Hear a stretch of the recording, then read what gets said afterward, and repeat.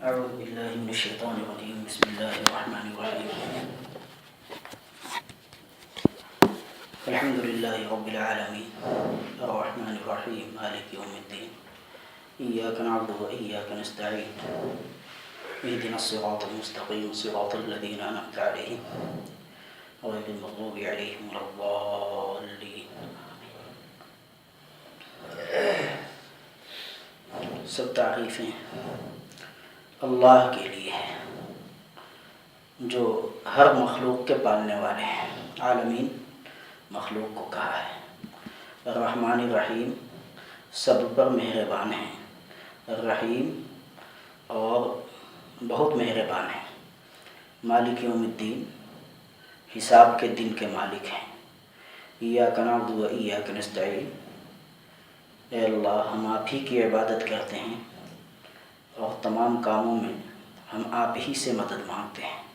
اہدنا الصراط المستقیم اے اللہ آپ ہمیں سیدھے راستے پہ چلنے کی توفیق دیجیے، یعنی ان لوگوں کے راستے پہ ہمیں چلنے کی توفیق عطا فرما دیں جن پہ آپ نے انعام فرمایا ہے. وہ کیسے ہیں؟ وہ ایسے ہیں کہ جن پر آپ کا غضب بھی نازل نہیں ہوا اور نہ وہ راستے سے بھٹک گئے. یہ سورہ فاتحہ کی 7 آیتیں ہیں. اس سے پہلے اس کے تعلق سے بات آئی تھی. اب جو ہے مزید کچھ باتیں سن لیں بنیت عمل کہ اللہ عمل کی توفیق عطا فرمائے. اور اصل میں کچھ ساتھی دیر سے آتے ہیں اس لیے اس سے پہلے ہفتے میں تاخیر ہو گئی تھی، لیکن آج جو ہے زیادہ وقت نہیں لیا جائے گا. انشاءاللہ وقت پہ آ جائے کریں تو انشاءاللہ بات شروع ہو جائے وقت پہ. الحمدللہ کے تعلق سے مختصراً بات آپ لوگوں کے سامنے آئی تھی کہ سب تعریف اللہ کے لیے ہے. اب آپ کے ذہن میں ایک سوال اٹھتا ہوگا کہ ہم تو مخلوق کی بھی تعریف کرتے ہیں تو پھر اللہ کی تعریف کیسے ہوئی؟ کسی کے علم کی تعریف کرتے ہیں تو کسی کے مال کی تعریف کرتے ہیں تو کسی کی خوبصورتی کی تعریف کرتے ہیں. اسی طریقے سے کسی کی پہلوانی کی تعریف کرتے ہیں، کسی کے کسی ہنر کی تعریف کرتے ہیں، تو یا کسی انسان کی صورت کی یا سیرت کی تعریف کرتے ہیں. تو یہ تو مخلوق کی تعریف ہوئی، پھر اللہ کی تعریف کیسے ہوئی؟ تو اللہ کا ہر کام قابل تعریف ہے، اللہ ہی کے لیے تعریف. یہ بات سمجھ میں نہیں آتی تو یہ چیز آپ کے ذہن میں ایک سوال اٹھ رہا ہوگا کہ الحمدللہ اللہ کے حق ہے، سب تعریف اللہ کے لیے ہے، یعنی 100% جس میں تقسیم نہیں ہو سکتی کہ 90 اس کے لیے، 80 اس کے لیے، 70 اس کے لیے. یہ تقسیم نہیں ہے بلکہ 100% تعریف اللہ تعالیٰ ہی کی ہے. تو ہم تو دیکھتے ہیں کہ نہیں، تعریف تو منقسم ہو گئی ہے، کچھ اس کے لیے، کچھ اس کے لیے، کچھ اس کے لیے. دراصل ہماری سوچ کی غلطی ہے. اللہ تعالیٰ نے الحمدللہ میں اس کو سمجھایا ہے. یہ دعویٰ ہے اور رب العالمین دلیل ہے. دلیل کیا ہے؟ عالم کہتے ہیں جس سے کسی دیکھتے ہی دوسری شے کا علم ہو جائے. جیسے آپ نے مینارے کو دیکھا تو مسجد کا پتہ چلا کہ مینارے کو دیکھ کے مسجد کا علم ہو جاتا ہے. اسی طریقے سے آگ کہیں دھواں دیکھا تو آگ کا علم ہو گیا. جی تو علامت سے علامت والے کا علم ہو جاتا ہے، یا مردوں کو دیکھ کر کے مرد ہونے کا علم ہو جاتا ہے. اب عورتوں کو دیکھ کر کے عورت ہونے کا بھی علم ہونا چاہیے، لیکن آج کل معاملہ الٹا ہے. ہمارے ایک دوست ہیں وہ راجستھان میں اور شاعر ہیں، وہ کہتے ہیں جوش جنوں میں عقل کی حد سے گزر گئے، اب امتیاز لیلا و مجنوں نہیں رہا. اب یہ پتہ ہی نہیں چلتا ہے کہ کون لیلا ہے کون مجنوں ہے. یعنی مرد عورت کا فرق لوگوں نے مٹا دیا ہے. حدیث میں آتا ہے لعن اللہ المتشبہین بالنساء ولعن اللہ المتشبہات بالرجال. اللہ تعالیٰ کی لعنت ہے ان لوگوں پہ، ان مردوں پہ جو عورتوں کی نقل کرتے ہیں اور ان عورتوں پہ جو مردوں کی نقل کرتی ہیں. اللہ تعالیٰ کی لعنت ہے. تو اللہ نے مرد کو الگ بنایا ہے، عورت کو الگ بنایا ہے. مرد کو بدن کے اعتبار سے کمانے والا بدن بنایا ہے، عورت کو نازک بنایا ہے. اسی لیے عورت کے ہاتھ میں علماء نے لکھا ہے کہ قلم بعد میں دو، سوئی دھاگا پہلے دو. یعنی عورت کو ہنر سکھلاؤ، علم زیادہ مت سکھلاؤ. عورت کو کیا سکھلانا؟ ہنر سکھلانا، علم زیادہ نہیں دینا. کیونکہ اس کو اگر کمپیوٹر انٹرنیٹ کا علم دیا جائے تو عورت کی عقل کمزور ہوتی ہے، اس کو نفع نقصان کا پتہ نہیں چلے گا. اقبال کہتے ہیں میں نے چاقو تجھ سے چھینا ہے اور چلاتا ہے تو، مہرباں ہوں میں مجھے نامہرباں سمجھا ہے تو. بچے کے ہاتھ میں چاقو دیکھا تو جلدی سے چھینا، تو ظاہر سی بات ہے چاقو اور بچے کے ہاتھ میں، بلیڈ بچے کے ہاتھ میں، چھری بچے کے ہاتھ میں، مصیبت ہی ہے، آفت ہی ہے. تو بچے کے ہاتھ میں چاقو دیکھا تو چھین لیا، تو بچے نے چلانا شروع کر دیا. تو اقبال نے ایک نظم لکھی ہے مکمل، میں نے چاقو تجھ سے چھینا ہے اور چلاتا ہے تو، مہرباں ہوں میں مجھے نامہرباں سمجھا ہے تو. رحمان و رحیم، مہربان جی، رحم کھانے والا. تو مہرباں ہوں میں مجھے نامہرباں سمجھا ہے تو. تو بچے کو یہ سمجھ میں آیا کہ چھین لیا، اس لیے چیخنا چلانا شروع کر دیا. عورتوں کو سمجھ میں آیا کہ مردوں نے ہم کو جیل میں ڈال دیا. گھر جیل ہے کیا؟ اگر گھر جیل ہے تو حضرت عائشہ رضی اللہ عنہ فرماتی ہیں، اللہ ام المومنین حضرت عائشہ رضی اللہ عنہ، کتنا اونچا مقام ہے، کتنا اونچا مقام ہے. حضرت عائشہ رضی اللہ عنہ فرماتی ہیں کہ جب حضرت عمر رضی اللہ عنہ کو زخمی کیا نماز فجر میں فیروز ابو لولو مجوسی نے زخمی کیا، تو حضرت نے حضرت عائشہ رضی اللہ عنہ کے پاس بھیجا کسی کو، کہا کہ جا کے امی جان سے اجازت لے لو کہ کیا مجھے اپنے حجرے میں، یعنی حضور صلی اللہ علیہ وسلم اور حضرت ابو بکر کے بازو میں دفن کی اجازت دیتی ہیں، اہل اللہ کے بازو میں. اب آپ کہیں گے ہر آدمی کا عمل اس کے ساتھ ہے، تو پھر جو ہے نا بزرگوں کے بازو میں دفن ہونا، نبی اور ولی کے بازو میں دفن ہونے کی تمنا کرنا. تو مولانا قاسم نانوتوی رحمۃ اللہ علیہ سے یہ سوال کیا تھا. اللہ دیا نامی ایک تھے، اللہ دیا نامی، انہوں نے یہ سوال کیا. وہ خادم تھے، انگوٹھا چھاپ تھے، وہ انگوٹھے سے مہر لگایا کرتے تھے، نام لکھنا بھی نہیں جانتے تھے، یعنی الف باتا سا بھی یاد نہیں، لیکن اللہ والوں کے پاس رہنے سے ولی بن گئے تھے. تو انہوں نے ایک دن کہا کہ حضرت ہم نے جتنے بزرگوں کو دیکھا ہے وہ ہر ایک کی تمنا یہ رہتی ہے کہ اللہ والے کے بازو میں دفن کیے جائیں.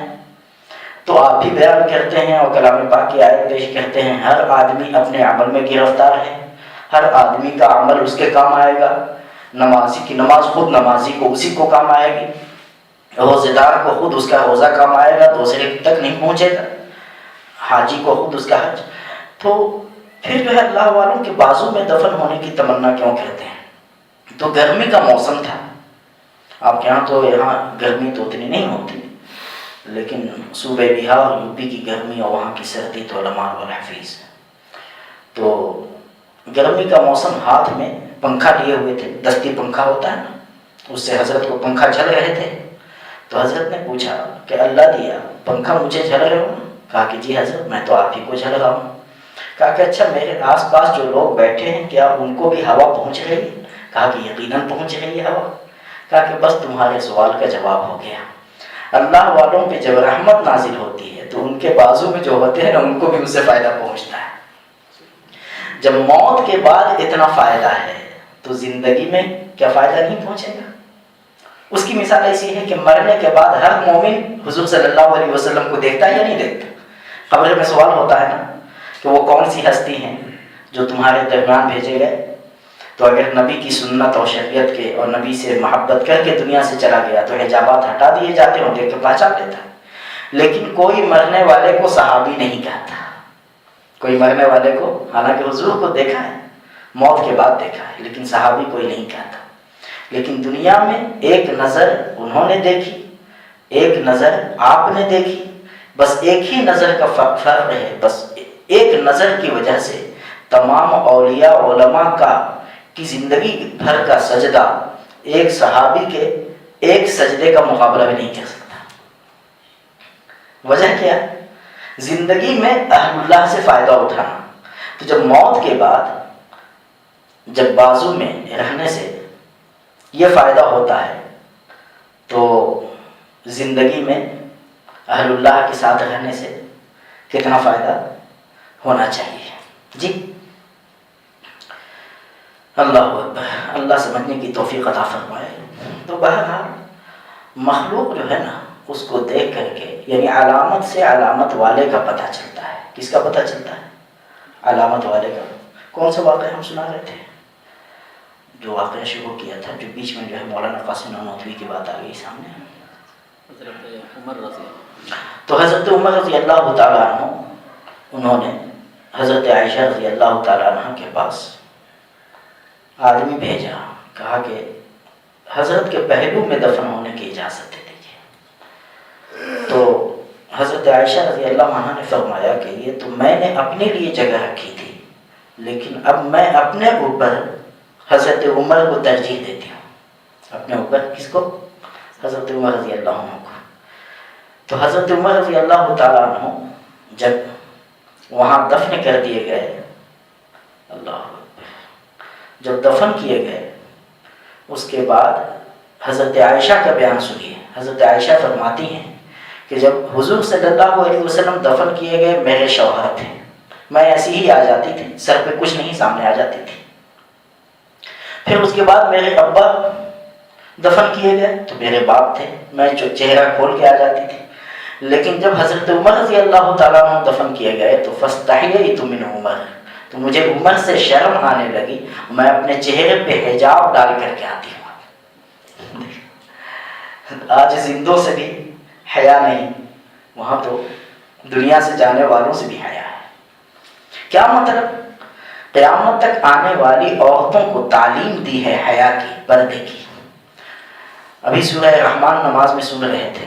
جی سن رہے تھے، پہلی رکعت میں سورہ رحمان سن رہے تھے نماز میں. اللہ اکبر. سورہ رحمان ہی میں تو موجود ہے نا، لم یطمثہن انس قبلہم ولا جان. جنتی عورتوں کی صفت اللہ نے بیان کی ہے کہ نہ انسان نے ان کو ہاتھ لگایا نہ کسی جن نے ان کو چھوا ہے. چھونا آگے بہت دور کی بات ہے، چھوا تک نہیں ہے. کتنی پاکیزہ کانہن الیاقوت والمرجان، گویا کہ وہ یاقوت اور مرجان جیسے موتی صدف میں تیار ہوتا ہے نا، سیپی میں موتی، تو کسی کا ہاتھ وہاں تک پہنچتا ہے؟ نہیں پہنچتا. اس طرح جنت کی عورتوں کی یہ صفت بیان کی گئی ہے. اور ایک وہ ہوتا ہے چھوئی موئی، ایک ہوتا ہے جو ذرا سا ہاتھ لگا دیجیے تو مردنی چھا جائے. یہ اللہ نے اس طرح بنایا ہے انہیں جنت کی. تو یہ صفت عورتوں کے اندر ہونی چاہیے. یہ تو حضرت عائشہ کی بات بتائی ہم نے. اب حضرت فاطمہ کی بات سن لیجیے رضی اللہ تعالیٰ عنہ. یعنی عورتوں کو حضرت فاطمہ عائشہ کے نقش قدم پہ چلنا ہے. سنت رسول کے ساتھ سنت بطول بھی اپنانی ہے. سنت رسول کے ساتھ سنت بطول، حضرت فاطمہ زہرا بطول، سنت رسول بھی اور سنت بطول بھی. یعنی حضرت فاطمہ کا لقب ہے بطول، دنیا سے لا تعلق، کوئی دنیا سے مطلب نہیں. اچھا، حضرت فاطمہ زہرا کی خوبصورتی کا اندازہ لگائے. حضرت عائشہ رضی اللہ عنہ کے تعلق سے ایک کتاب ہے، یعنی عربی میں ایک کتاب ہے، اس میں لکھا ہوا ہے کنت اسلک الخیط من نور وجہها فی اللیالی المظلمہ، کہ میں فاطمہ کے چہرے کی روشنی میں اندھیری شب میں، اندھیری رات میں سوئی میں دھاگا ڈالیا کرتی تھی. کون؟ حضرت عائشہ کہتی ہے. کیسی خوبصورت ہوگی. لیکن اب سنیے، اللہ اکبر، جب انتقال کا وقت آیا تو اسماء بنت عمیس رضی اللہ تعالیٰ عنہ، حضرت اسماء سے کہا کہ اسماء میرے جنازے کے اوپر تابوت، یعنی جو میرا جنازہ جس تابوت اور صندوق میں رکھا جائے گا اس کو کیسے پردہ دار بناؤ گی تم؟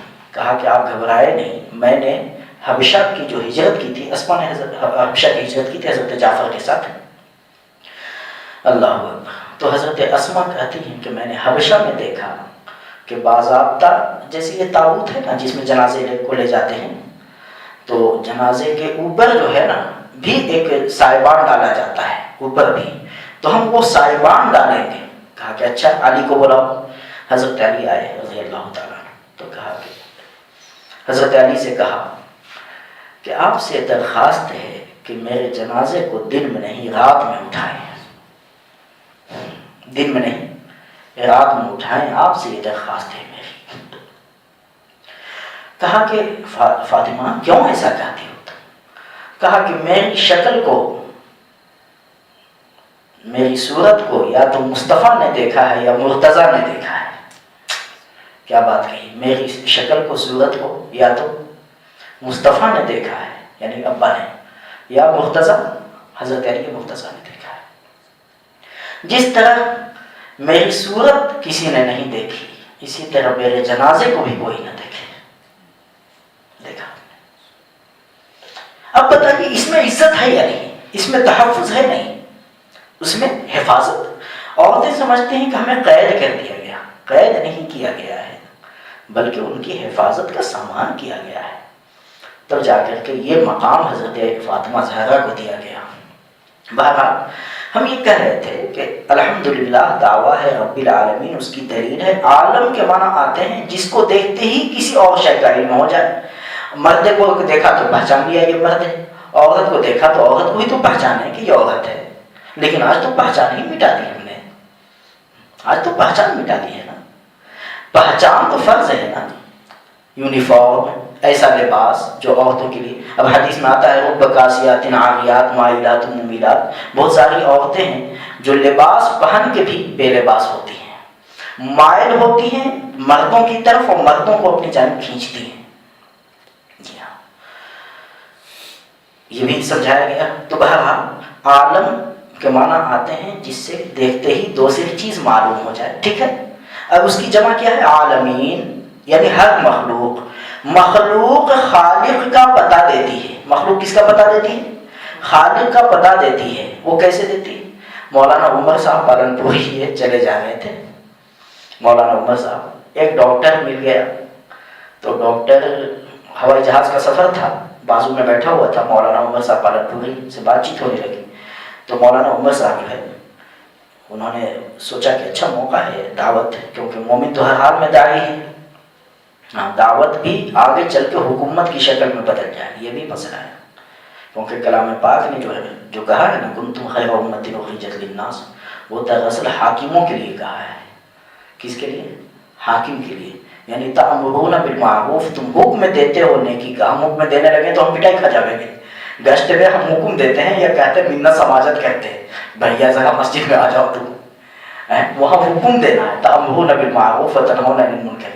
تو بخاری شریف کتاب التفسیر میں حضرت عبداللہ بن عباس سے یہ مروی ہے، اس سے مراد یہ ہے کہ تمہارے ہاتھ میں حکومت ہونی چاہیے، امیر المؤمنین ہونا چاہیے تمہیں۔ کیا ہونا چاہیے؟ امیر المؤمنین، یعنی حکم دینے والا۔ امیر مانے حکم دینے والا، امیر عامر دونوں کے معنی ایک ہے، حکم دینے والا۔ تو حکم تو حکومت والا دے گا نا، جس کے ہاتھ میں حکومت ہوگی وہی حکم دے گا نا۔ آج افسوس ہے کہ ہمارے گناہوں کی وجہ سے آج ہم دوسروں کے زیر سایہ پڑ رہے ہیں، ہم دوسروں کے دسترخوان پہ بیٹھنے والے بن گئے، ہم دوسروں کی منت سماجت کرنے والے بن گئے کہ ٹرین میں اپنی آزادی سے ہم نماز بھی ادا نہیں کر سکتے۔ بعض بیچارے جو ہے نا ایسے ہوتے ہیں جن کی نماز ہی چھوٹ جاتی ہے ٹرینوں میں۔ ہم اپنی نماز میں بھی آزاد نہیں ہیں، ہم اپنی نماز میں بھی اب آزاد نہیں رہے، یہ افسوس کی بات ہے نا، اپنی نماز میں بھی ہم آزاد نہیں رہے۔ بہرحال مولانا عمر صاحب پالن پوری کے بازو میں بیٹھ گیا وہ، تو مولانا عمر صاحب نے کہا، تعارف بات چیت ہوئی، اس کے بعد تو نوز باللہ وہ کہہ دیا کہ میں خدا کو نہیں مانتا، نوز باللہ، نقل کہتے ہوئے بھی شرم آتی تو پاگل ہی تو کہہ سکتا ہے نا کہ جو خود کو مانتا ہو تو خدا کو، یہ تو ایسی ہوا جیسے بچہ کہے کہ میں ماں باپ کو نہیں مانتا تو ماں باپ پہلے ہے نا اور بچہ بعد میں۔ یہ تو وہی بات ہو گئی جو لطیفے میں لکھا ہے کہ باپ نے بیٹے سے پوچھا کہ بیٹے تمہاری شادی کا انتظام کر رہے ہیں تو کس کو بلاؤ گے؟ اپنے دوستوں کا اور اس کا نام بتاؤ ذرا، بتائے اس کو بھی، لیکن ابا آپ کو نہیں بلائیں گے۔ کہا کیوں؟ کہا کہ اس لیے کہ آپ نے اپنی شادی میں ہم کو نہیں بلایا تھا۔ اب جہاں دیکھیں، آپ نے اپنی شادی میں ہم کو نہیں بلایا تھا، بھائی تم وجود میں کیسے آئے جب ماں باپ؟ تو یہ کہ جو خدا کا انکار کرتا تو خود کا انکار کرے گا نا، تم کیسے پیدا ہوئے جب اللہ ہی نہیں تو؟ جب اللہ ہے ہی نہیں تو تم کہاں سے آ گئے؟ بے بنائے بن گئے کیا؟ بے بنائے بن گئے؟ تو مولانا عمر صاحب نے کہا کیا کیوں آپ نہیں مانتے؟ کہا کہ اس لیے دکھائی نہیں دیتا. کہا کہ آپ سے زیادہ تو دنیا میں ہم نے جاہل کوئی دیکھا ہی نہیں، آپ سے زیادہ دنیا میں ہم نے کوئی جاہل نہیں دیکھا. کہا کہ آپ پاگل معلوم ہوتے ہیں. پاگل مجھے کہہ دیا، میں تو ڈاکٹر ہوں. کہا کہ نہیں، اگر عقل ہے آپ میں، پاگل اسی کو کہتا ہے نا جس کو عقل نہ ہو، عقل اگر ہے تو دکھلائیے. کہا کہ دکھائی نہیں دیتی. تو کہا کہ ابھی تو آپ نے بات کہی تھی کہ جو ہے دکھائی نہیں دیتا اس لیے ہم نہیں مانتے، تو آپ اپنے اصول سے غلط ہو گئے نا. کہا کہ اچھا ڈاکٹر صاحب، آپ کے پاس لوگ آتے ہیں پیٹ میں درد ہے، سر میں درد ہے، تو کیا آپ مان لیتے ہیں یا وہ جھوٹ بولتا ہے کہ نہیں مان لیتے ہیں؟ تو کہا کہ درد دیکھا کبھی آپ نے؟ آپ کے مریض نے دیکھا، آپ بھی مانتے ہیں، آپ سے علاج کرانے والا بھی مانتا ہے، تو آپ کا اصول تو غلط ہو گیا کہ بن دیکھے ہم کیسے مانیں. اچھا تیسری چیز، ڈاکٹر صاحب آپ علاج کرتے ہیں، کسی نے دیکھا ہے کہ آپ نے ڈاکٹری کی تعلیم حاصل کی ہے؟ جی کسی نے کالج میں جا کر کے دیکھا؟ ہر مریض جتنے آتے ہیں علاج کرانے والے وہ آ کے دیکھتے تھے کیا کہ پہلے ڈاکٹر صاحب کو دیکھو کہ یہ ڈاکٹر ہے یا نہیں، علم حاصل کیا یا نہیں؟ کہا کہ نہیں. تو بن دیکھے کیسے مان لیا؟ وہ تو غلط ہونا چاہیے، آپ کا اصول ٹوٹ گیا. کہ ڈاکٹر صاحب کبھی جنگل گئے ہیں آپ؟ جی ہاں گئے ہیں. کبھی جنگل میں کوئی مکان دیکھا؟ کہا کہ جی ہاں دیکھا. تو کہا کہ مکان کیسے بن گیا؟ بنانے والے کو تو دیکھا نہیں آپ نے. بنانے والے کو دیکھا نہیں آپ نے. کہا کہ بس مولانا سمجھ میں بات آ گئی کہ بن دیکھے بھی مانا جاتا ہے. کہا کہ ڈاکٹر صاحب توبہ کر لیجیے. اور ماشاء اللہ مولانا عمر صاحب کے ہاتھ پہ مسلمان ہو گیا. ہاں مولانا عمر صاحب کو اللہ نے ایسا بنایا تھا، ان کو اللہ تعالیٰ نے حکمت دی تھی. بہرحال تو مخلوق خود خالق کا پتہ دیتی ہے، مخلوق کو خود خالق کا پتہ دیتی ہے. تو اللہ تعالیٰ نے فرمایا سب تعریف اللہ کے لیے ہے جو ہر عالم کو پالتا ہے، پالنے والا. اچھا جو پالنے والا ہے وہی قابل تعریف ہوگا نا. تو ہم سب جتنے ہیں عالمین، یعنی عالم ہو یا عالم ہو، عالم ہو یا عالم ہو، سب کے سب پلتے ہیں. اور پالتا کون ہے؟ اللہ رب العزت پالتا ہے. اور وہ پالنے میں جو ہے نا سبب کا محتاج نہیں ہے، وہ پالتا ہے اپنی قدرت سے. ہم لوگ تو سبب کے محتاج. آپ کہیں نہیں جی مائیں پالتی ہیں، بچوں کو دودھ پلاتی ہیں. اچھا ہم پوچھتے ہیں آپ سے کہ موسیٰ علیہ السلام دریائے نیل میں ڈال دیے گئے، ایک صندوق میں تابوت میں ڈال کے اس کو موسیٰ علیہ السلام کو اٹھا لیا فرعون نے، اور ان کی اہلیہ نے گود میں لے لیا حضرت آسیہ نے. اس کے بعد کیا ہوا؟ اللہ نے وعدہ کیا تھا اِنَّا رَادُّوهُ إِلَيْكِ وَجَاعِلُوهُ مِنَ الْمُرْسَلِينَ، ہم تیرے پاس موسیٰ کو لوٹا دیں گے اور اسے رسول بھی بنائیں گے. تو جب دودھ پینے کا نمبر آیا تو اللہ تعالیٰ نے یہ فرمایا وَحَرَّمْنَا عَلَيْهِ الْمَرَاضِعَ، دنیا جہان کی جتنی دودھ پلانے والی عورتیں تھیں سب کو ان پہ ہم نے حرام کر دیا. یعنی کوئی کسی عورت کا وہ بچہ دودھ ہی نہیں پیتا. اب کوئی اگر کہے کہ دودھ پلا کر کے ہم پال رہے ہیں تو سوال پیدا ہوتا ہے کہ دودھ پلانے میں اگر مائیں اللہ کے حکم کی محتاج نہیں ہیں تو پھر موسیٰ علیہ السلام کو تمام مصر کی عورتیں دودھ پلانے کی کوشش کر رہی ہیں لیکن موسیٰ پی نہیں رہے. کیا بات ہے؟ تو پتہ چلا کہ پستان میں دودھ اللہ ہی پیدا کرتے ہیں. کون پیدا کرتا ہے؟ اللہ پیدا کرتا ہے. ورنہ کاٹ کے دیکھیے تو دودھ نہیں نکلے گا، وہ تو خون نکلے گا. لیکن ایک کھانا، ابھی تو یہ تو عورت ہے، اور ہر ایک جانور کے بھی بچے ہوتے ہیں نا، تو جانوروں کے تھن میں کون دودھ پیدا کرتا ہے؟ اللہ ہی دودھ پیدا کرتا ہے. پیدا بھی اللہ کرتے ہیں، پالتے بھی اللہ ہیں.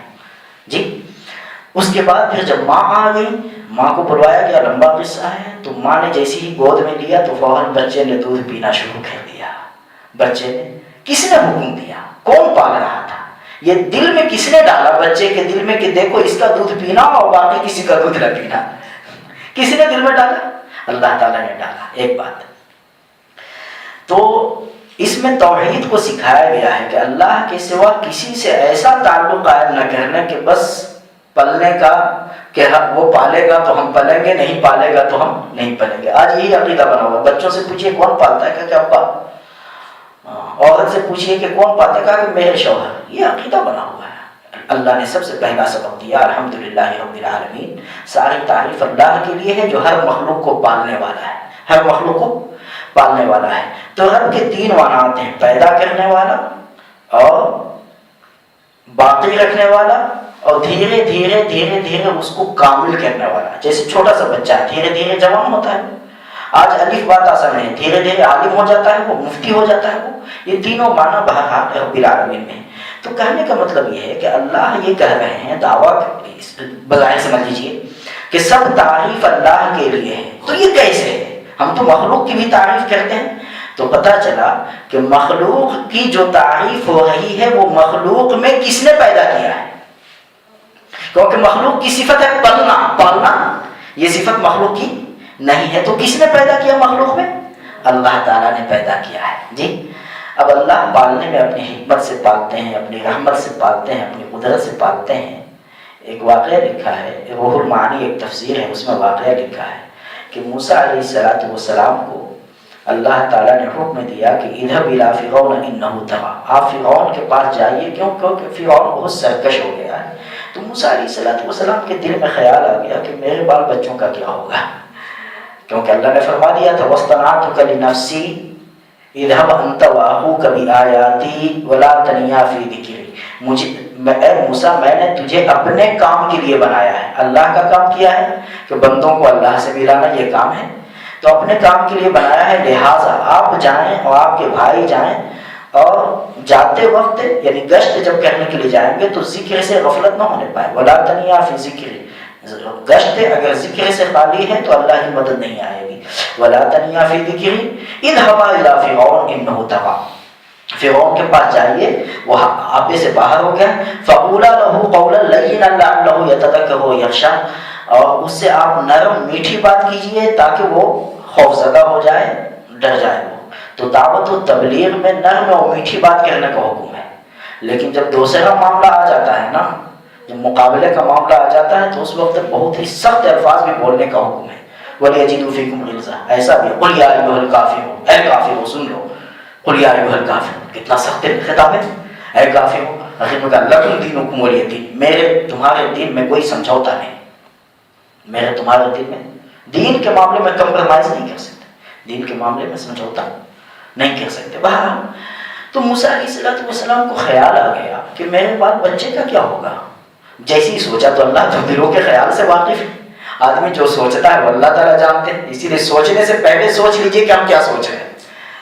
سوچنے سے پہلے سوچنا کہ ہم کیا سوچ رہے ہیں. تو موسیٰ علیہ السلام کو اللہ نے حکم دیا کہ آپ اپنی لاٹھی کو اضرب بعصاک الحجر, آپ اپنی لاٹھی کو پتھر میں ماریں. مارا تو دیکھا کہ وہ پتھر پھٹا, اور لاٹھی سے کہیں پتھر پھٹتا ہے کیا؟ وہ اللہ کا حکم ہے. کس کا حکم ہے؟ اللہ کا حکم ہے. اس کے بعد ایک پتھر دکھائی دیا اس کے اندر, کہا کہ اس پہ بھی لاٹھی چلائی, اضرب بعصاک الحجر, تو اس پہ بھی لاٹھی چلائی, وہ بھی پھٹا. پھر اس کے بعد اس کے اندر سے ایک پتھر اور دکھائی دیا, کہا کہ اس پہ بھی لاٹھی چلائی, وہ بھی پتھر پھٹا. اور پھٹا تو دیکھا کہ چیونٹی کی طرح کوئی مخلوق ہے, اور اس کے منہ میں بھی ہری گھاس ہے. علامہ آلوسی لکھتے ہیں کہ موسیٰ علیہ السلام دیکھ رہے ہیں, اور یہی نہیں بلکہ وہ منہ میں گھاس بھی ہے, ہری گھاس, اور لگتا ہے کہ ابھی ابھی کسی نے اس کے منہ میں ڈالا ہے, اور مسلسل ذکر میں ہے. ہم لوگ جب کھانے کے لیے بیٹھتے ہیں تو سبھی بھول جاتے ہیں. جب کھانے کے لیے بیٹھتے ہیں نا تو بسم اللہ الحمدللہ اللہم لک الحمد والشکر کا شکر سبھی, کہ بھائی پہلے کھا لیں اس کے بعد دیکھا جائے گا کہ کیا ہوگا. بہادر شاہ ظفر ہندوستان کے آخری بادشاہ ہیں, وہ کہا کرتے تھے کہ ظفر آدمی اس کو نہ جانیے گا, گو کیسا ہی ہو وہ صاحب فہم و ذکا, جسے عیش میں یاد خدا نہ رہی, جسے تیش میں خوف خدا نہ رہا. نہ تھی اپنی عیبوں کی ہم کو خبر, رہے دیکھتے دوسروں کے عیب و ہنر, گئی اپنی برائیوں پہ جو نظر, تو نگاہ میں کوئی برا نہ رہا. یہ بہادر شاہ ظفر کا. تو عیش میں ہم خدا کو بھول جاتے ہیں, یا تیش میں خدا کو بھول جاتے ہیں. جب غصہ آتا ہے نا تو پھر آؤٹ آف کنٹرول ہو جاتے ہیں. پھر پہلوان تو وہ آدمی ہے نا جو غصے پہ کنٹرول رکھے. اور طلاق دینے پہ آتے ہیں تو ایک ہی مرتبہ میں طلاق بدعت 3 طلاق دے دیتے ہیں. طلاق کی 3 قسمیں ہیں. طلاق احسن سب سے اچھی طلاق, پھر طلاق حسن اس سے ذرا نیچے, پھر طلاق بدعت, کہ ایک ہی مرتبہ میں 3 طلاق دے دیے. نوز باللہ. اس کی تفصیل میں جائیں گے تو بات لمبی ہو جائے گی. بہرحال تو موسیٰ علیہ السلام نے دیکھا کہ یہ وہ حشرات الارض جو پتھر میں ہے وہ کہہ رہا ہے, چیونٹی کی طرح کوئی مخلوق ہے, وہ مخلوق کہہ رہی ہے. سبحان من یرانی، سبحان من یرانی، پاک ہے وہ اللہ جو مجھے دیکھ رہا ہے، وَيَعْرِفُ مَكَانِي، میرے مقام کو بھی جانتا ہے کہ میں کہاں ہوں، وَيَذْكُرُنِي وَلَا يَنْسَانِي، اور مجھے یاد بھی رکھتا ہے اور کبھی بھولتا نہیں ہے۔ تو موسیٰ علیہ السلام سے اللہ تعالیٰ نے پوچھا کہ اے موسیٰ بات سمجھ میں آ گئی؟ کہا کہ جی اللہ تعالیٰ مجھے بات سمجھ میں آ گئی کہ جب آپ نے چیونٹی کی طرح ایک مخلوق کو بھی 3 پتھروں کے اندر جو موجود ہے اس کی روزی روٹی کا سامان کر دیا ہے، تو آپ مجھے کیسے بھول جائیں گے جبکہ ہم آپ کے کام کے لیے پیدا ہوئے ہیں؟ دیکھا آپ نے؟ اب بتائیے یقین آ گیا نا کہ اللہ پالتا ہے؟ ایک بات اور سن لیجیے، یہ جو کہا گیا الحمدللہ رب العالمین، دیکھیے وقت ہو گیا ہے، وقت ہو گیا، اب آپ کہیں تو کچھ بات ہے آپ کے سامنے رکھیں یا مجلس ختم کریں؟ اچھا، تو الحمدللہ رب العالمین، سب تعریف اللہ کے لیے۔ اب کسی کی خوبصورتی کی تعریف کی مثال کے طور پہ کلام پاک میں ایک سورت ہے سورہ یوسف جو احسن القصص ہے۔ یوسف علیہ السلام کے بارے میں اللہ کے رسول صلی اللہ علیہ وسلم نے فرمایا کہ جب میں نے شب معراج میں دیکھا تو یوسف علیہ السلام قد اعطی شطر الحسن، آدھی دنیا کی خوبصورتی یوسف میں ڈال دی گئی، اور آدھی دنیا میں آدھی خوبصورتی میں تمام دنیا۔ اب ہم لوگ جو خوبصورتوں کو دیکھتے ہیں تو ہم لوگ بھی آپ سے باہر ہونے لگتے ہیں، جی بے وقوفی ہم لوگ۔ پھر مخلوق کی تعریف میں کیوں لگے ہوئے ہیں؟ الحمدللہ کس نے دیا؟ سب تعریف۔ بھائی کسی غلام کی تعریف کی جا سکتی ہے؟ غلام کے پاس بہت پیسہ آپ نے دیکھ لیا تو اس کا کمال ہے یا آقا کا کمال ہے؟ سیٹھ کا کمال ہے؟ کس کا ہے؟ سیٹھ کا کمال ہے نا۔ اپنی کوئی چیز اپنی نہیں ہے، جو اللہ دے سکتے ہیں وہ اللہ لے بھی تو سکتے ہیں نا۔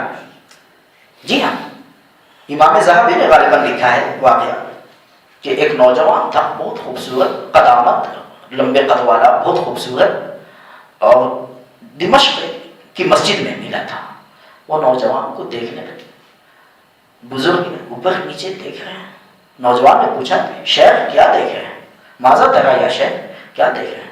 تنظر الیہ بنظرۃ عجیب نظر سے آپ مجھے دیکھ رہے ہیں، کیا بات ہے؟ تو میں دیکھ رہا ہوں کہ اللہ نے تجھے کتنے حسین سانچے میں ڈالا ہے، فتبارک اللہ احسن الخالقین۔ تو اس کی زبان سے ایک جملہ نکلا کہ بنانے والا بھی مجھے تعجب سے دیکھ رہا ہے، نعوذ باللہ نعوذ باللہ۔ جیسی یہ کہا تو لکھا ہے کہ اسی وقت وہ گھٹنے لگا، گھٹتے گھٹتے ایک بالش تہ رہ گیا، ایک بتا ایک بالش تہ رہ گیا بس۔ اس کے گھر والوں کو اطلاع دی کسی نے، جلدی سے گھر کے لوگ آئے اور اٹھا کے آستین میں رکھ کے چھپا کے لے گئے اس کو گھر میں۔ اسی وقت اللہ نے چھین لیا۔ تو جو اللہ دے سکتا ہے وہ اللہ لے بھی تو سکتا ہے نا۔ اسی لیے کوئی اپنی نعمت پہ ناز نہ کرے، کوئی اپنی نعمت پہ، ہم نے اس سے پہلے بتایا تھا کہ اللہ والوں کی نگاہ نعمت پہ نہیں ہوتی، نعمت دینے والے پہ ہوتی ہے، نعمت پہ نہیں بلکہ نعمت۔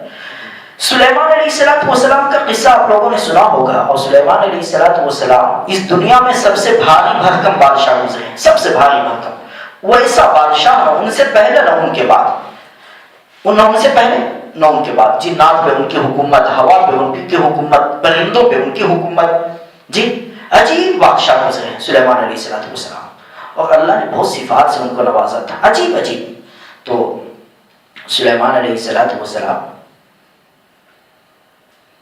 ایک مرتبہ ایک کتاب ہے عربی میں نفحۃ الادب، اس میں یہ واقعہ میں نے لکھا ہوا دیکھا کہ سلیمان علیہ السلام نے ایک مرتبہ اللہ تعالیٰ سے دعا کی کہ اللہ جب آپ نے مجھے اتنی عظیم سلطنت دی ہے تو میں چاہتا ہوں کہ تمام روئے زمین پہ جو مخلوق ہے ان کو کھانا کھلاؤں، اور مجھے اجازت دے دیجیے کہ 1 سال تک میں کھلاؤں۔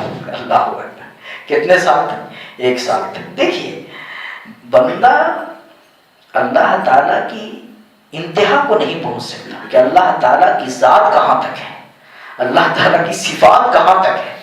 اللہ پالتے ہیں، اب ہم اگر پالنے لگے تو صبح سے شام تک ہے نا پیسے ختم ہو جاتے ہیں، پھر ادھر چھاپو ادھر چھاپو، ہم لوگ کا تو یہ حال ہے۔ لیکن اللہ آج سے پانی برسا رہے ہیں، اللہ آج سے زمین سے غلے اگا رہے ہیں، لیکن خدا جانے یہ دنیا جلوہ گاہ ہے ناز ہے کس کی، خدا جانے یہ دنیا جلوہ گاہ ہے ناز ہے کس کی، ہزاروں اٹھ گئے رونق وہی باقی ہے مجلس کی، آج تک وہی پانی، آج تک وہی کھانا، آج تک وہی پھل، آتا کہاں سے ہے؟ تو اللہ کے لامحدود خزانے سے آتا ہے۔ تو ہماری نگاہ یہاں نہ رہے، وہاں رہے، ہماری نگاہ کہاں ہے؟ اللہ کی طرف ہے. الحمدللہ رب العالمین. اگر یہ عقیدہ بنا کے چلے گئے تو قبر میں جب سوال ہوگا من ربک، تیرا رب کون ہے، تو ہم جواب دے سکیں گے ربی اللہ، میرا رب اللہ ہے. لیکن اگر یہ یقین نہیں بنا اور جو پلتا ہے اس سے پلنے کا یقین اگر بنا رہا تو کبھی کہیں گے ربی دکان، میرا رب دکان ہے، کبھی کہیں گے ربی فلاں باغ ہے، کبھی کہیں گے ربی فلاں رجل، فلاں آدمی ہے ربی. ربی کے بعد کسی نہ کسی کا نام آ جائے گا. زبان کہتی ہے دل کی ترجمانی، جو دل میں ہوگی وہی زبان پہ. جی ہاں، دنیا میں تو جھوٹ بول سکتے ہیں نا، دھوکہ دے سکتے ہیں، لیکن قبر میں تو جو ہے نا زبان دل کے تابع ہو جائے گی. پھر کیا ہوگا؟ اس لیے یقین بنانا. تو سلیمان علیہ السلام نے دعا کی، اللہ تعالیٰ نے فرمایا 1 سال سلیمان نہیں، انک لن تستطیع ھذا. کہا کہ یا اللہ نصف سنۃ، آدھا سال یعنی 6 مہینے دے دیجیے اجازت. کہا کہ اچھا 6 مہینہ بھی بہت زیادہ ہے، اس کی اجازت نہیں. لن تقدر علی ھذا، آپ کے بس میں نہیں. کہا کہ 1 مہینہ اجازت دے دیجیے. کہا کہ نہیں، 1 مہینہ بھی نہیں کھلا سکتے. کہا کہ یومن، 1 دن. تو کہا 1 دن میں نہیں کھلا سکتے. نہیں، یومن واحدن، جیسے بچہ ہٹ لگاتا ہے نا باپ کے سامنے، ماں کے سامنے، امی ہم کو یہ چاہیے، ابو ہم کو یہ چاہیے، تو انبیاء تو بہت پیارے ہوتے ہیں. نہیں اللہ تعالیٰ ہم کو یہ 1 دن کی اجازت تو مل ہی جانی چاہیے، 1 دن تو کھلائیں گے. کہا کہ اچھا بہت ضد کرتا ہے، چلو کھلا دیں. اب اس کے بعد کھانا بننا شروع ہوا. لکھا ہے کہ 6 مہینے تک خالی کھانا بنتا ہے. اب جو ہے چونکہ ہواؤں پہ حکم تھا اس لیے کھانا خراب ہونے سے بھی محفوظ تھا. 6 مہینے تک. اس کے بعد یہاں وہاں کھانا جنات بھی بناتے ہیں، انسان بھی بناتے ہیں. اور کلام پاک میں باضابطہ ہانڈیوں کا تذکرہ ہے. وقدور الراسیات، ایسی ہانڈیاں کہ جس میں ایک مرتبہ 1000 من کھانا بنایا جا، اپنی جگہ بالکل ہے، ایسی ہانڈیوں کا بھی تذکرہ موجود ہے. تو اس کے بعد اللہ تعالیٰ نے پوچھا کہ اب کون سی مخلوق کو کھلاؤ گے، پہلے زمین پہ مخلوق جو ہے یا پانی میں جو مخلوق ہے اس کو کھلاؤ گے؟ تو کہا کہ اللہ پاک تو زمین والی مخلوق تو سامنے ہی ہے تو کھا ہی لے گی، لیکن پانی والے سے ذرا نمٹ جائیں. تو اللہ تعالیٰ نے ایک سمندر کی ایک مچھلی کو حکم دیا کہ آج سلیمان کے دسترخوان پہ تمہاری دعوت ہے. جو اس نے سر اٹھایا تو کوہ ہمالیہ کی طرح. تو سلیمان علیہ السلام نے دیکھا تو دیکھتے ہی گھبرا گئے، یہ کیا معاملہ ہے بھائی. اس کے بعد کہا بسم اللہ، کھاؤ بسم اللہ. کہا کہ ہاں معلوم ہوا ہے یا نبی اللہ کہ آپ نے مجھے دعوت دی ہے، مجھے بتایا گیا ہے کہ آپ کی کہ تمہاری دعوت ہے. کہا کہ ہاں. اب جو اس نے کھانا شروع کیا تو ایک کنارے سے جو شروع کیا تو دیکھتے دیکھتے 6 مہینے کا کھانا ختم کر دیا جو ساری مخلوق کے لیے اپنے گمان میں بنایا تھا. اب اس کے بعد کا حل میں مزید اور جیسی اور کہا تو سلیمان علیہ السلام یہ کیا بدتمیزی ہے، ایک تو سارا کھانا کھا لیا اس کے بعد کہا کیا مہمان کی کوئی اتنا بھی طریقہ معلوم نہیں. کہا کہ اس سے زیادہ مجھ پہ تعجب آپ کہتے ہیں، اس سے زیادہ مجھے آپ پہ تعجب ہوگا کہ اللہ تعالیٰ اتنا روزانہ 3 لقمے کھلاتے ہیں اور کبھی نہیں کہتے. اور جو ہے آپ یہ ہے کہ ایسا انکار کر رہے ہیں اللہ کی طرف سے، تو انکار آپ کی وجہ سے میں بھوکی رہ گئی. مچھلی نے کہا تو سلیمان علیہ السلام سجدے میں سرک دیا، میرے اللہ معاف کر دیجیے، الحمدللہ رب العالمین، آپ ہی سب کو کھلاتے ہیں، ہمارے بس کی بات نہیں. دیکھا آپ نے تو ہمیں کون کھلاتا ہے؟ اللہ کھلاتے ہیں. یہ یقین کرنا ہے. تو اللہ نے اسی کو سمجھایا ہے کہ جو سب کو پالتا ہے تعریف اسی کی ہوگی. تو جب بھی کسی کی تعریف کریں تو تعریف کرتے وقت خدا کو نہیں بھولنا. کس کو نہیں بھولنا ہے؟ خدا کو. اب آپ کہیں گے کہ اللہ تعالیٰ ہی کا کام سب قابل تعریف ہے، یہ بات سمجھ میں نہیں آتی. چاہے ہمیں سمجھ میں نہ آئے، لیکن کہ سانپ بھی اللہ نے پیدا کیا، بچھو بھی اللہ نے پیدا کیے، تو یہ کیسے کہ اللہ کا ہر کام قابل تعریف ہے تو سانپ بچھو میں کون سی تعریف آ گئی؟ سانپ بچھو پیدا کرنے کا کیا مقصد ہے؟ تو امام فخر الدین رازی رحمۃ اللہ علیہ نے اپنی تفسیر میں یہ لکھا ہے کہ ذوالنون مصری کے حوالے سے یہ واقعہ لکھا ہے. امام رازی رحمۃ اللہ نے یہ واقعہ لکھا ہے کہ ذوالنون مصری کے ایک مرتبہ خواہش ہوئی کہ ندی کے کنارے چلتے گئے تو وہاں دیکھا کہ ایک بچھو کہیں سے آیا. ندی کے کنارے ایک کچھوا تھا اور بچھو جو ہے جیسے ہی کنارے پہنچا تو کچھوے کی پیٹھ پہ بیٹھ گیا بچھو، اور کچھوا وہاں سے تیرنے لگا پانی میں. اور حضرت کے دل میں تجسس پیدا ہوا، حضرت کے دل میں بات آئی کہ اللہ تعالیٰ نے کسی مخلوق کو بیکار پیدا نہیں کیا، کیونکہ اللہ تعالیٰ حمید ہے، اللہ کا ہر کام تعریف والا ہے. اونٹ پٹانگ کوئی کام نہیں ہوتا.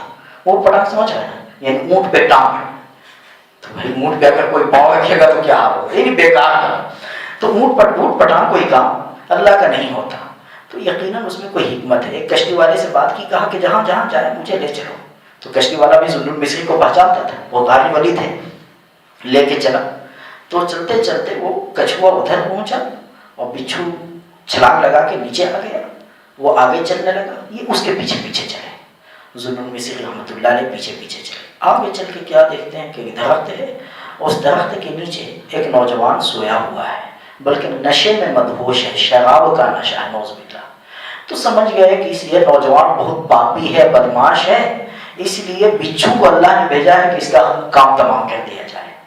لیکن مقدر دیکھیے, ذو النون مصری ابھی اسی سوچ میں ہے کہ دیکھا کہ ایک اژدہا ادھر سے ایک سانپ چلا آ رہا ہے اور قریب ہے کہ آ کر کے اس نوجوان کو نگل لے, اچک لے, اس نوجوان کو نگل لے. قریب تھا کہ وہ آ جائے, اتنے میں بچھو نے چھلانگ لگائی اور وہ سانپ کے پھن گئی اور سانپ کو کاٹنا شروع کیا, ڈنک مارنا شروع کیا سانپ کو. اتنا ڈنک مارا کہ اس کے زہر سے وہیں سر پٹک پٹک کر کے اژدہے نے جان دے دی. دیکھا آپ نے, بچھو بھی ویسا ہی تھا, خوفناک. اب اس کے بعد انہوں نے سوچا کہ اوہو, اب جو ہے شاید اب اس نوجوان کا نمبر ہے, اس نوجوان کا نمبر ہے. لیکن وہ جیسے آیا تھا ویسے ہی جانے لگا. اتنے میں وہ نوجوان ہوش میں آ گیا اور جب دیکھا کہ سامنے بچھو ہے تو اٹھا اس کو مارنے کے لیے. تو انہوں نے فوراً روک لیا اس نوجوان کو, کہا کہ یہ تمہارا دوست ہے, محسن ہے. کہا کہ تم آگے دیکھ رہے ہو بچھو کو, پیچھے نہیں دیکھتے کہ کیا ہے. جو پیچھے پلٹ کے دیکھا تو سانپ ہے, بہت خوفناک سانپ. کہا کہ اللہ اکبر, یہ کیا؟ تو ذو النون مصری نے سارا واقعہ شروع سے آخر تک سنایا, شروع سے آخر تک. تو نوجوان نے پوچھا کہ آپ کون ہیں؟ تو کہا کہ میں ہوں ذو النون مصری. آپ بھی ہیں ذو النون مصری؟ تو سنا تھا لیکن دیکھنے کی تمنا تھی آپ جیسے اللہ والے. اب بہت شرمندہ ہوا, شراب کباب سے توبہ کی, حضرت کے یہاں پہ وہ ولی بنا. دیکھا آپ نے, الحمدللہ رب العالمین. رب کے تین معنی ہیں, ایک تو خالق یعنی پیدا کرنے والا, دوسرے پیدا کر کے بچانے والا. تو پیدا کر دے اور اس کے بعد بچانے کا انتظام نہ ہو تو بچانے کا بھی مسئلہ ہے نا, بچانے والا. تو دیکھیے اللہ پالتے ہیں اور کس طرح حفاظت کرتے ہیں. تو رب کی تینوں معنی. اور تیسرا معنی یہ دھیرے دھیرے دھیرے دھیرے ایک شخص کو کمال تک پہنچانے والا. ایک گٹھلی ہے, دھیرے دھیرے درخت بن جاتی ہے وہ گٹھلی. ایک بچہ ہے, دھیرے دھیرے وہ جوان بن جاتا ہے. ایک آدمی ہے جو الف بھی نہیں جانتا لیکن پہلے الف سکھایا گیا, پھر اس کے بعد الف سے یا تک سیکھ کے عالم فاضل مفتی بن جاتا ہے. تو یہ سب کون کرتا ہے؟ اللہ تعالیٰ کہتے ہیں. تو الحمدللہ رب العالمین میں اللہ تعالیٰ نے توحید الوہیت اور توحید ربوبیت کو بیان کیا ہے. سب تعریف اللہ کے لیے ہے جو ہر مخلوق کو پالنے والا ہے, سب پر مہربان, بہت مہربان ہے.